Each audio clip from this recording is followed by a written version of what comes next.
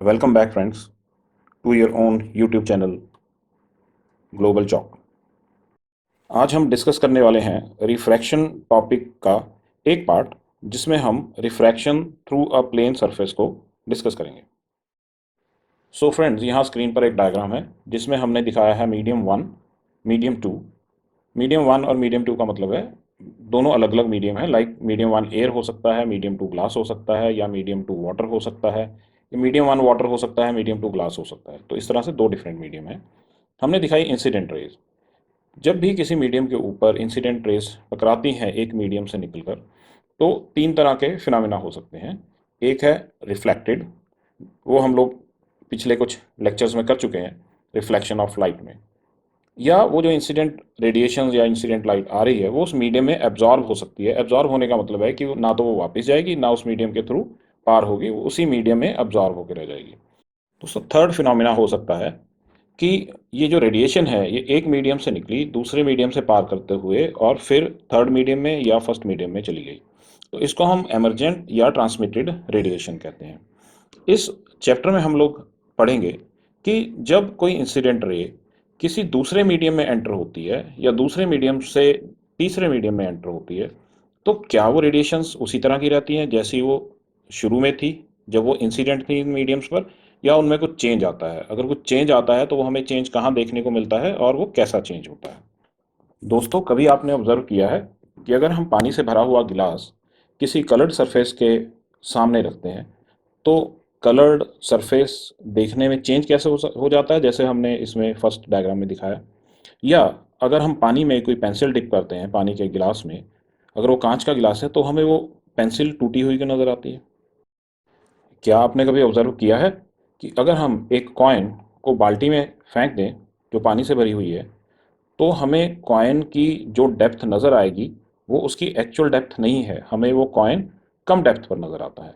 इसी तरह से जो लोग मछली पकड़ते हैं, पानी में तैरती हुई मछली देखने वाले को उस डेप्थ पर नहीं नज़र आती है जिस डेप्थ पर वो एक्चुअली होती है, वो उससे थोड़ा ऊपर नज़र आती है। इसीलिए पानी में मछली के ऊपर निशाना लगाना काफ़ी मुश्किल रहता है।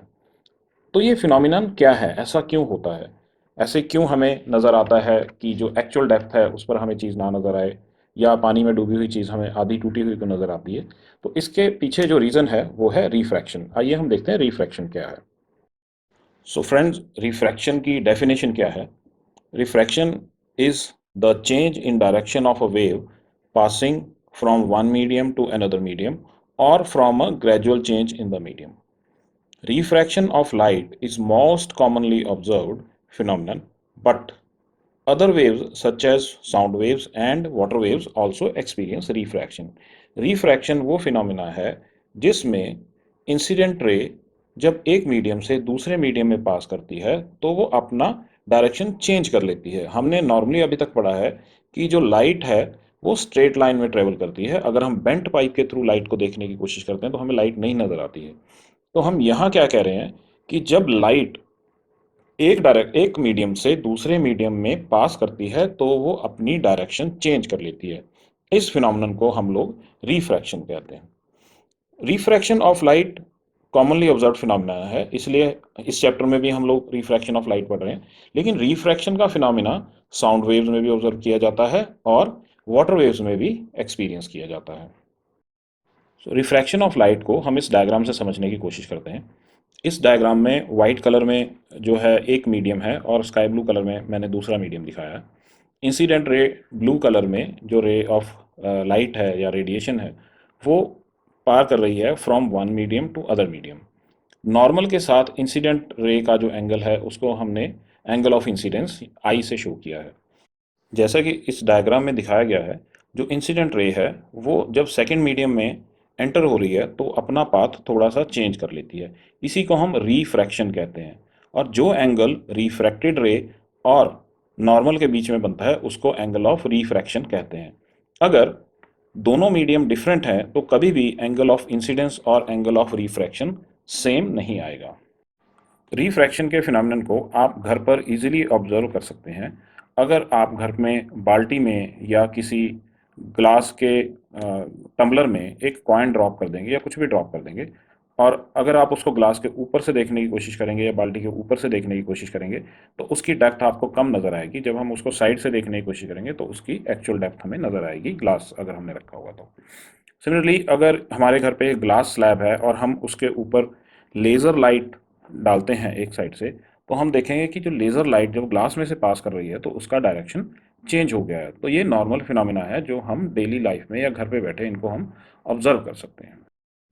आइए इस सारे प्रोसेस को हम लोग ग्लास स्लैब एक्सपेरिमेंट से समझने की कोशिश करते हैं।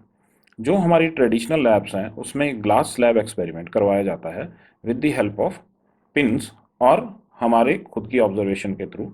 लेकिन मैंने यहाँ पर जो ग्लास स्लैब एक्सपेरिमेंट आपको दिखाने की कोशिश की है उसमें लेज़र लाइट यूज़ किया है।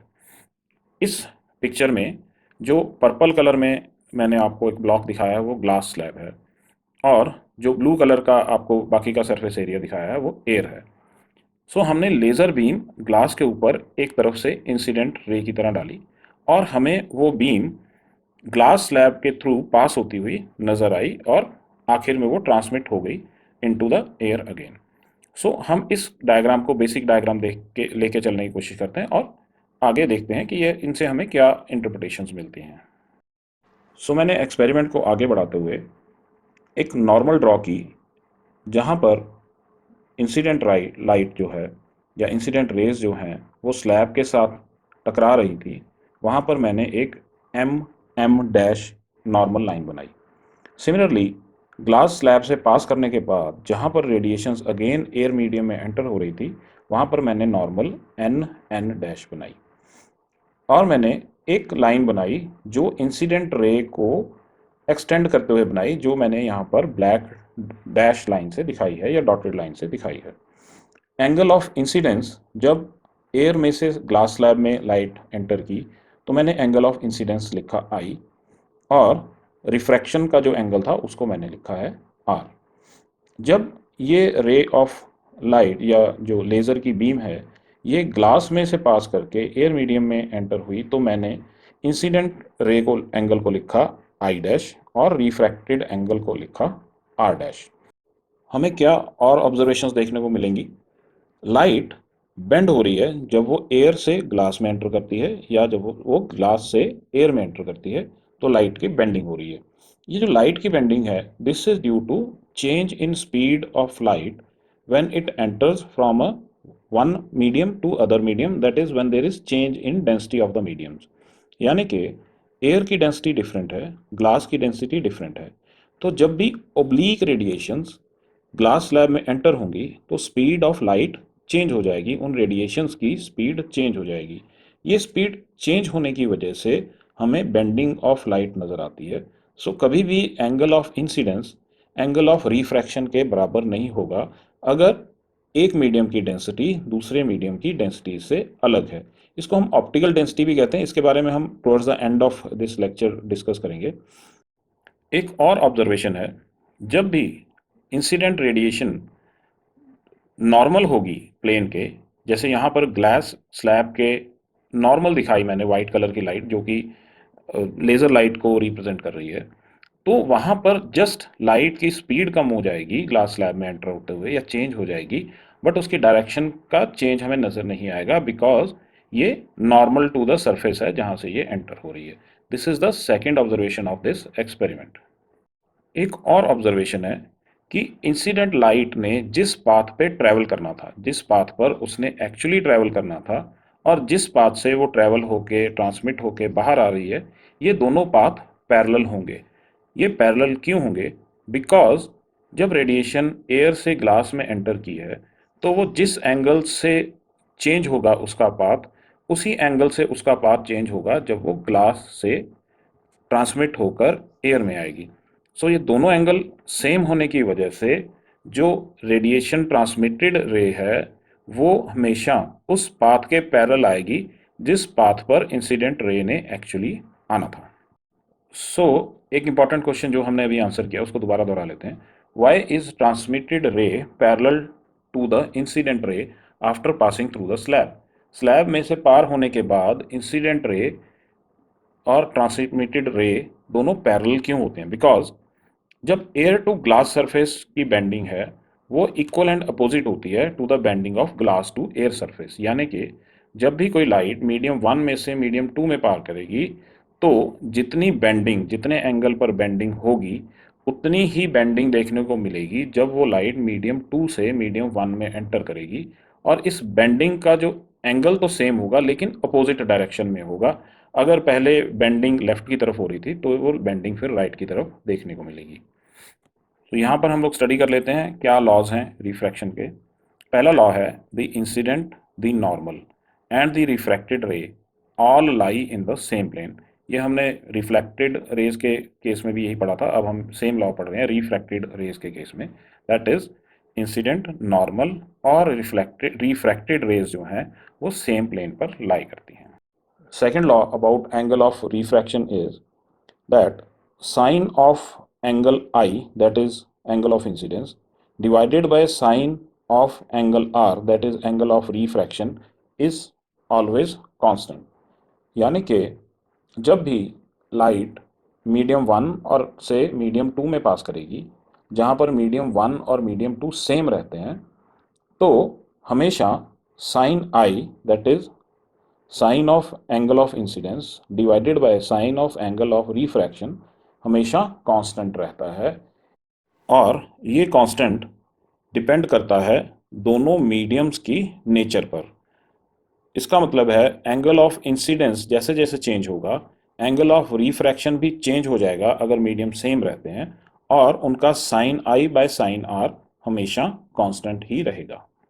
ये कांस्टेंट मटेरियल्स के ऊपर डिपेंड करेगा और हम इसको रिफ्रैक्टिव इंडेक्स कहते हैं।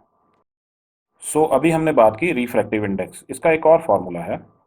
रिफ्रैक्टिव इंडेक्स को कुछ बुक्स में, लाइक हमारी एनसीईआरटी की बुक में एन से रिप्रेजेंट किया गया है, कुछ बुक्स इसको म्यू से रिप्रेजेंट करती हैं। तो refractive index is equal to speed of light in medium 1 divided by speed of light in medium 2। तो हमने लिखना है N21, यानी कि जो मीडियम 2 है जो हमारे डिनोमिनेटर में आ रहा है उसको हमने पहले लिखना है, और मीडियम 1 को जो न्यूमरेटर में आ रहा है वो उसको हमने बाद में लिखना है। लेकिन अगर म्यू की फॉर्म में हम लोग रिफ्रैक्टिव इंडेक्स को लिखते हैं तो म्यू की फॉर्म में 1 जो है वो पहले आएगा और 2 बाद में आएगा। ये थोड़ा सा हमें ध्यान रखना पड़ेगा। Refractive index of medium when N21 is speed of light in medium 1 divided by speed of light in medium 2, that is V1 by V2। और अगर सिचुएशन इससे अपोजिट है, that is the incident ray is passing from medium 2 to medium 1, तो हम लिखेंगे N12 is equal to speed of light in medium 2 divided by speed of light in medium 1। ये दोनों refractive index formulas जो हमने पढ़े हैं ये न्यूमेरिकल पॉइंट ऑफ व्यू से इंपॉर्टेंट है। तो स्टूडेंट्स इन फार्मूलाज को ध्यान से देख लें और समझ लें। एक और important term that is absolute refractive index. अभी तक जो हमने रिफ्रैक्टिव इंडेक्स की बात की उसमें हमने बात की कि रेडिएशंस एक मीडियम से दूसरे मीडियम में पार हो रही हैं। हम सब लोग जानते हैं speed of light in air is equal to C, that is 3 × 10⁸ metres per second. तो जब हम ये कंपैरिजन बिटवीन एयर और मीडियम करते हैं, यानी कि speed of light in air divided by speed of light in medium, तो इसको हम लोग एब्सोल्यूट रिफ्रैक्टिव इंडेक्स कहते हैं। हमने अभी तक बात की कि लाइट जब एक मीडियम से दूसरे मीडियम में ट्रेवल करती है तो वो बेंट हो जाती है क्योंकि स्पीड ऑफ लाइट चेंज हो जाती है। तो ऐसा कब होता है? जब दोनों मीडियम की डेंसिटीज में फ़र्क होता है, यानी कि एक रेयर मीडियम कह देते हैं हम लोग, एक डेंसर मीडियम कह देते हैं। लाइक एयर के केस में air is a rare medium and glass is a denser medium. Water और ग्लास के केस में glass is a denser medium, water is a rare medium. इस तरह से हम लोग बात करते हैं, लेकिन जब हमने साइंटिफिक लैंग्वेज में बात करनी है तो हम कहते हैं optical density. In comparing to media, the one with the larger refractive index is called optical denser medium. जब हमने साइंटिफिक लैंग्वेज यूज़ करनी है तो हमने इसको ऑप्टिकल डेंसिटी लिखना है, यानी कि जिस सब्सटेंस का रिफ्रैक्टिव इंडेक्स ज़्यादा है तो हम उसको कहेंगे कि वो ऑप्टिकली डेंस है, और जिसका कम है उसको हम कहेंगे वो ऑप्टिकली रेयरर मीडियम है। यहाँ पर कुछ मटेरियल्स की ऑप्टिकल रिफ्रैक्टिव इंडेक्स दिया हुआ है, यानी कि हम इसको देखकर ऑप्टिकल डेंसिटी कंपेयर कर सकते हैं। लाइक एयर का रिफ्रैक्टिव इंडेक्स 1.0003 है, वाटर का रिफ्रैक्टिव इंडेक्स 1.33 है, आइस का रिफ्रैक्टिव इंडेक्स 1.31 है, यानी कि ये वाटर से कम है, और जो ग्लास है उसका रिफ्रैक्टिव इंडेक्स 1.52 है। तो ग्लास जो है वो आइस से डेंस है, जो वाटर है वो आइस से डेंस है, और वाटर एयर से भी डेंस है। तो हम इन सबको कहेंगे water is optically denser medium as compare to air, water is optically denser medium as compared to ice, and glass is denser medium as compared to ice or as compared to water or as compared to air. सो ये सभी phenomenon जिनके बारे में हमने chapter के शुरू में बात की थी, लाइक हमें कलर ग्लास के थ्रू कलर्स डिफरेंट क्यों नज़र आते हैं, बाल्टी में कॉइन ऊपर क्यों नज़र आता है, या टूटी हुई पेंसिल क्यों नज़र आती है हमें जब हम उसको पानी के गिलास में डुबो देते हैं, या हमें फिशेस अपने लेवल से ऊपर क्यों नज़र आती हैं, ये सभी फिनोमिना रिफ्रैक्शन के कारण होते हैं। बिकॉज जो लाइट हमारी आंखों की तरफ पहुंच रही है वो अपना डायरेक्शन चेंज कर लेती है जब वो एक मीडियम से दूसरे मीडियम में आती है, तो हमें ये डिफरेंट फिनोमिना देखने को मिलते हैं। सो आइए ये फिनोमिना इस डायग्राम के थ्रू समझने की कोशिश करते हैं। किसी ग्लास टम्पलर में या बकेट में अगर बॉटम पर कोई चीज़ पड़ी है तो हमें देखने में वो बॉटम पर नज़र नहीं आती है, उसकी डेप्थ हमें कम नज़र आएगी, वो ऊपर नज़र आती है। जैसा इस डायग्राम में दिखाया हुआ है, जो बॉटम पर कॉइन है उसके थ्रू रेड कलर में मैंने इनकी इंसिडेंट रेज दिखाई हैं। सो उससे जो रेज हैं वो जब वाटर से बाहर निकलती हैं तो वो बेंड हो जाती हैं बिकॉज ऑफ रिफ्रैक्शन, और वो बेंड हुई रेज हमारी आइज तक पहुंचती हैं। बट जो हमारा ब्रेन है, क्योंकि वो रेडिएशंस से ही इमेज बनाता है, तो हमारा ब्रेन जो इमेज बनाएगा वो उन रेडिएशंस को एक्सट्रापोलेशन पर इमेज बनाता है। तो जो हमें इमेज नज़र आएगी वो वहीं पर नज़र आएगी जहाँ ब्रेन को लगेगा कि ये रेडिएशंस जाकर मैच करेंगी। तो जैसे वाइट कलर में मैंने यहाँ पर रेडिएशन दिखाई हैं, तो ब्रेन को ये लगेगा कि ये रेडिएशंस यहाँ से आ रही हैं, तो हमेशा ब्रेन के अकॉर्डिंग जो इमेज है वो कहाँ बनेगी, वो कम डेप्थ पर बनेगी, यानी कि ऊपर बनेगी, वहाँ नहीं बनेगी जहाँ पर एक्चुअल में कॉइन है। सिमिलरली हम लोग एक्सप्लेन कर सकते हैं कि हमें जो पानी में डूबी हुई पेंसिल है वो टूटी हुई नज़र क्यों आती है पेंसिल से, या बेंट पेंसिल क्यों नज़र आती है। बिकॉज जो रेडिएशंस पानी के थ्रू पास होकर हमारी तरफ आ रही हैं वो बेंट रेडिएशंस हैं। वो रेडिएशंस को जब हम एक्सट्रापोलेट करेंगे तो इमेज जो बनेगा वो एक डिफरेंट पोजीशन पर बनेगा, जबकि पेंसिल एक डिफरेंट पोजीशंस पर है। बिल्कुल सिमिलर टू जो हमने अभी इस एक्सपेरिमेंट में समझाया, जिसमें हमने ये बताया कि क्यों हमें किसी भी ग्लास में या बकेट में कॉइन जो है अपनी हाइट या डेप्थ से ऊपर नज़र आता है। आइए अब वो न्यूमेरिकल देखते हैं जो इन फार्मूलाज के बेसिस पर, जो हमने रिफ्रैक्टिव इंडेक्स के फार्मूलाज किए हैं उनके बेसिस पर हमें एग्जाम में आ सकते हैं। सो पहला क्वेश्चन है, the refractive index of a material is 1.33। If the velocity of light in vacuum is 3 into 10⁸ metre per second, find the velocity of light in the material. इस क्वेश्चन को solve करने के लिए जो फॉर्मूला है वो है refractive index is equal to velocity of light in vacuum divided by velocity of light in material. तो हमने हमें गिवन क्या है यहाँ पर, refractive index of the material is 1.33, तो एन की जगह पर हम लोग पुट करेंगे 1.33। Velocity of light in vacuum हमें मालूम है, तो हम पुट करेंगे 3 into 10⁸ divided by velocity of light in the material, ये हमें निकालना है, तो हम इसको ऐसा ही रखेंगे। जब इस इक्वेशन को हम लोग सिंप्लीफाई करके सॉल्व करेंगे तो velocity of light in the material आ जाएगा 2.25 into 10⁸ metres per second. The next question is, the angle of incidence in air for a ray of light is 40 degrees. If the ray travels through water of refractive index 4/3, find the angle of refraction. So हमें यहाँ पर angles दिए हुए हैं, इसलिए यहाँ पर formula use होगा refractive index is equal to sine I divided by sine R. यहाँ पर हमें एंगल ऑफ इंसिडेंस दिया हुआ है 40 डिग्रीज, और जो वाटर का रिफ्रैक्टिव इंडेक्स दिया हुआ है वो 4/3 दिया हुआ है। यहाँ पर हम लोग फॉर्मूला यूज करेंगे refractive index is equal to sine I divided by sine R. तो साइन 40 डिग्री की वैल्यू हो जाएगी 0.6427, और जो रिफ्रैक्टिव इंडेक्स की वैल्यू हम पुट करेंगे 4/3। इसको सिंप्लीफाई करने के बाद हमारे पास साइन आर की वैल्यू आ जाएगी, दैट इज 0.4820। अब यहाँ से R is equal to sine inverse 0.4820 जब हम सॉल्व करेंगे तो हमारे पास टेबल से आंसर आ जाएगा 28.82 डिग्रीज। हमने यहाँ कुछ न्यूमेरिकल्स दिए हैं आपकी प्रैक्टिस के लिए। इट इज़ इम्पॉर्टेंट कि आप चैप्टर पढ़ने के साथ साथ इन न्यूमेरिकल्स की प्रैक्टिस भी करो। आप लोग इनके बारे में कुछ डिस्कशन करना चाहते हैं तो आप हमारे ईमेल आईडी पर अपनी रिक्वायरमेंट्स भेज सकते हैं।